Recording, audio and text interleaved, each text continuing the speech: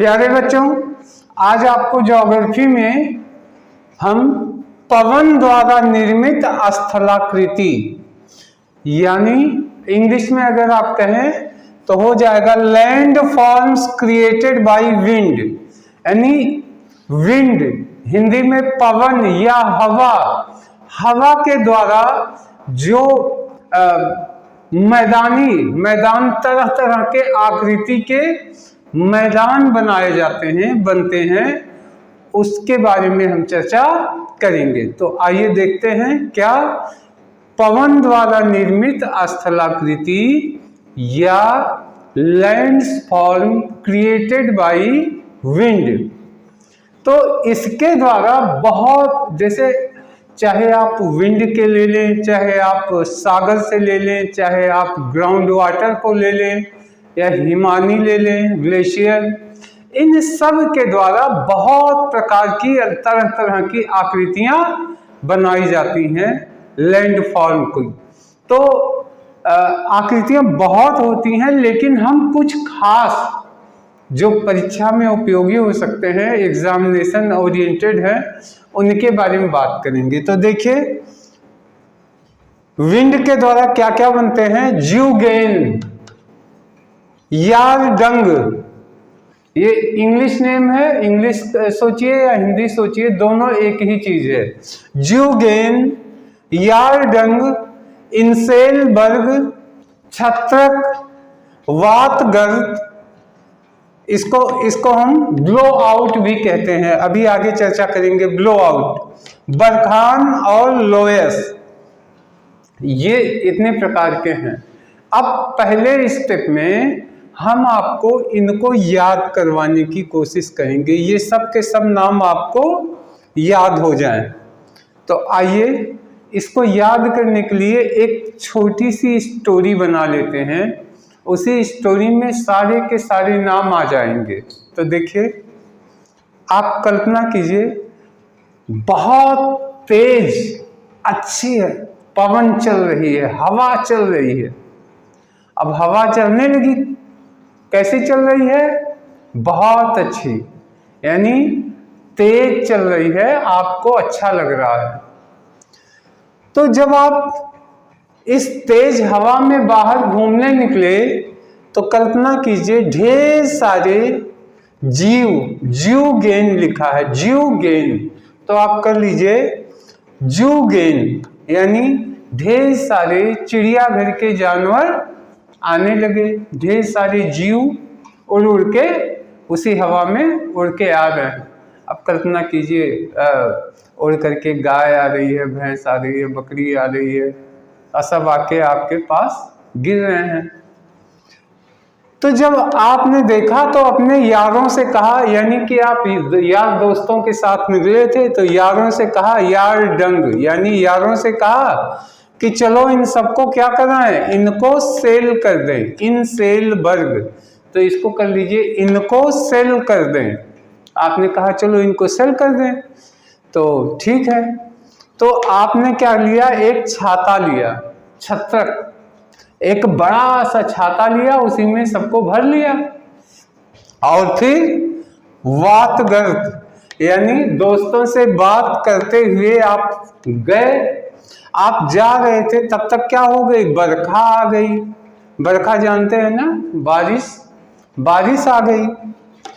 अब क्या हुआ, जब बारिश आई तो सब भीगने लगे, तो आपने आसपास के नागरिकों से कहा लो इसे, लो एस, तो कहा कि आपने कहा लो इसे ले जाओ।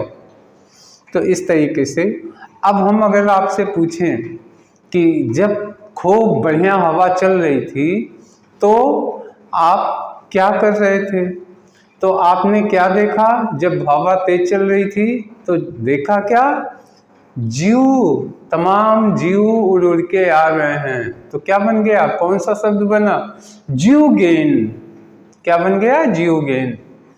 अब उसके बाद वो जीव जो आए तो आप अपने यारों से क्या कहे, तो यारों से क्या बन गया, यार डंग, यारों के साथ आपने क्या कहा कि चलो इनको क्या कराएं, सेल कराएं, इन सेल, इनको सेल, इन सेल, इन सेल वर्ग। और उसके बाद जो है आपने इन सब जीवों को किस में रख लिया, छाते में, तो छाते से क्या बन गया, छत्रक, छत्रक बना। उसके बाद क्या किए, बात करते हुए आए, तो बात से क्या बन गया, वात रंध्र, क्या बना, वात रंध्र। और जब बात करते आए तब तक क्या आ गई, बरखा आ गई, तो क्या हो गया, बरखान, बरखा आ गई तो क्या बन गया, बरखान। और जब बरखा आ गई तो आपने आसपास के नागरिकों से कहा, क्या कहा, लो इसे, लो इसे मतलब लोएस, लोएस। तो प्यारे बच्चों, आशा है इसी एक स्टोरी में सारे के सारे नाम आपको याद हो गए होंगे। अब हम एक एक नाम का विश्लेषण कर रहे हैं। तो आइए सबसे पहले देखें जीवगेन क्या है। जीवगेन, तो जीवगेन जो होती है, मरुस्थलों में कठोर जो सेल होते हैं, यानी कठोर चट्टान, इनके सपाट टेबल नुमा अस्तरित सेल पिंड होते हैं। इसको ऐसे समझिए कि चट्टान होते हैं, मान लीजिए एक बड़ा सा चट्टान है, हवाएं उसको टकरा टकरा के क्या करती हैं, उसमें छोटे छोटे कण उसके गिरते रहते हैं, तो ये बड़ी सी लेयर बन जाती है, टेबल नुमा मेज की तरह, एक परत, फिर उसके नीचे एक परत, फिर उसके नीचे एक परत, इस तरीके से परत वाली क्या बन जाती है, लंबी चौड़ी टेबल नुमा आकृति बन जाती है। तो इसी को हम जीवगेन कहते हैं। एक शब्द में कोई पूछे क्या है जीवगेन, तो आप कहिएगा चट्टानों का टेबल नुमा आकृति, जिसमें चट्टान परतों के रूप में है। कैसे हैं, परतों के लेयर, या आप कह सकते हैं layer form shell, layer form shell, यानी लेयर में बने हुए शेल। तो इस तरीके से ये हो गया जीवगेन। अब दूसरा देखिए यारडंग क्या है। यारडंग जो है ये भी जीवगेन के जैसा ही होता है, ये भी लेयर वाली शेल है, लेकिन दोनों में अंतर है, ये कठोर चट्टानों का बना होता है, और ये जो है यारडंग, ये कोमल और कठोर दोनों चट्टानों की मिक्सिंग होती, क्या होती है, कठोर चट्टान और मुलायम कोमल चट्टान, फिर कठोर चट्टान, कोमल चट्टान, इस तरीके से इनके लेयर बने होते हैं। और जाहिर सी बात है हवा टकराएगी तो जो कोमल चट्टान होते हैं वो भर भरा के टूटते हैं, बड़े चट्टानों के छोटे छोटे कण गिर जाते हैं। तो इस तरीके से यारडंग का निर्माण हुआ, यानी जीवगेन कठोर चट्टानों का बना लेयर वाला परत होता है, और यारडंग कोमल और कठोर चट्टानों का बना होता है। अब हम बात करते हैं इनसेल वर्ग क्या है। इनसेल वर्ग, तो इनसेल वर्ग क्या होता है, ये चट्टानों के ऊंचे ऊंचे टीले बन जाते हैं। मान लीजिए ऐसे कोई चट्टान है, हवा टकराती रहती है, तो हवा कहीं बीच से चट्टान के कण भर भरा के गिर जाते हैं और बीच बीच में गैप हो जाता है, तो खड़े खड़े टीले बन जाते हैं, जो बीच बीच में क्या होते हैं, कटे होते हैं, इसलिए एक दूसरे से जुड़े नहीं होते। तो एक शब्द में अगर आप कहें इनसेल वर्ग क्या है, तो आपका जवाब होगा ये चट्टानों के टीले होते हैं।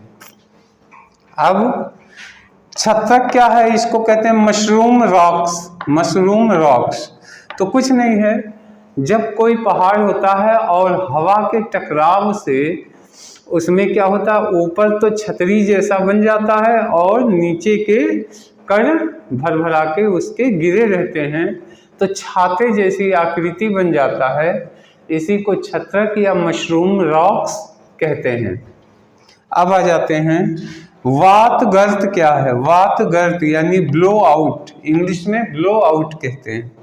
तो वातगर्त क्या है, आप आसानी से जान सकते हैं कि जो हवा होती है, हवा जब किसी जगह पे चट्टान, धूल के कण वगैरह इनको उड़ा देती है, तो उड़ा देती है तो वहाँ पे गड्ढे बन जाते हैं, छोटे छोटे गड्ढे बन जाते हैं, उसी को वात रंध्र कहते हैं। क्या कहते हैं? वात रंध्र कहते हैं।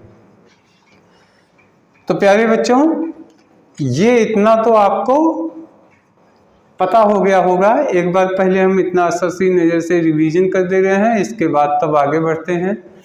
तो क्या होता है, हवा द्वारा निर्मित बहुत सारी आकृतियां होती हैं, लेकिन कुछ खास आकृतियां क्या होती हैं। सबसे पहले क्या हो गया, जू गेंद, जू आए, ढेर सारे जू से निकल आए। फिर क्या हुआ, यारडंग, यारों से आपने क्या कहा, इंसेलबर्ग, इनको सेल कर लें, इंसेलबर्ग। उसके बाद क्या किया, एक छाते में रखा, छत्रक। इसके बाद बात करते आ रहे थे, वातरंध्र। उसके बाद फिर क्या हुआ, बात करते करते तब तक आ गई बरखा, तो बरखान हो गया। तो आपने आसपास जीवों को, आसपास के लोगों को दे दिया लो इसे, लो इसे, लो इसे, यानी लोयस। तो ये हो गया। अब सबसे पहले ज्यूगेन क्या है, तो ज्यूगेन कठोर चट्टानों का टेबल नुमा आकृति होता है, जो लेयर में होते हैं चट्टान, वो कठोर होते हैं। दूसरा क्या है, यारडंग, यारडंग क्या है, ये भी एकदम ऐसे ही है लेयर की तरह, लेकिन ये कोमल और कठोर चट्टानों का मिक्सचर होता है। इसमें दोनों होते हैं, कोमल भी हो चट्टान भी होते हैं और कठोर चट्टान भी होते हैं। तीसरा आ गया इंसेलबर्ग। इंसेलबर्ग क्या है, तो ये चट्टानों के ऊंचे ऊंचे टीले होते हैं। तो ऊंचे ऊंचे टीले, और पता चला हवा ने बीच में काट दिया है, तो कट गया हवा के द्वारा, तो अलग अलग टीले बन गए। इसके बाद फिर आ गया छत्रक। छत्रक क्या है, यानी चट्टानों को, ये सब हवा के द्वारा टकराने से ही बनती हैं, तो एक छतरी जैसी आकृति बन जाए, यानी मशरूम, मशरूम राख उसको कहेंगे।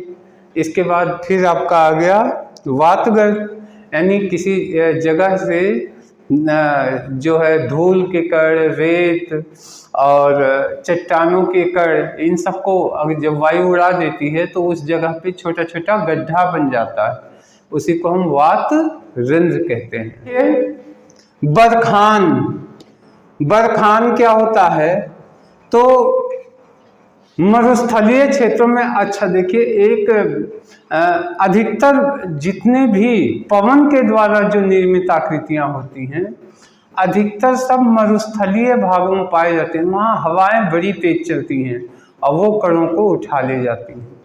तो मरुस्थल वाले भागों में जो समझिए कि अर्धचंद्राकार आकार में, किस आकार में, अर्ध चंद्राकार आकार में, हाफ मून शेप, इस आकार में बालू के बड़े बड़े टीले बन जाते हैं। किस आकार में बालू के टीले बनते हैं, अर्धचंद्राकार बालू के टीले, उनको बरखान कहते हैं। ठीक, अर्धचंद्राकार बालू के टीलों को क्या कहते हैं, बरखान कहते हैं। और दूसरा हो गया लोयस। क्या होते हैं लोयस, बालू के बड़े बड़े टीले होते हैं, ये अर्धचंद्राकार में होते हैं, ये इनका कोई निश्चित शेप नहीं होता, किसी भी शेप में ये बन सकते हैं। तो लोयस में क्या होता है, जो रेत, मिट्टी, कण, चट्टानों के कण, ये सब उड़ के हवा द्वारा इकट्ठी उड़ा देती हैं और ये कहीं पे एक जगह गिर जाते हैं। तो एक जगह गिर करके ढेर सारे बड़े बड़े बालू के मैदान बना लेते हैं, तो इसी बालू के मैदान को लोयस कहते हैं। और जब बालू के ये मैदान अर्धचंद्राकार आकार में हो तो उसे बरखान कहते हैं।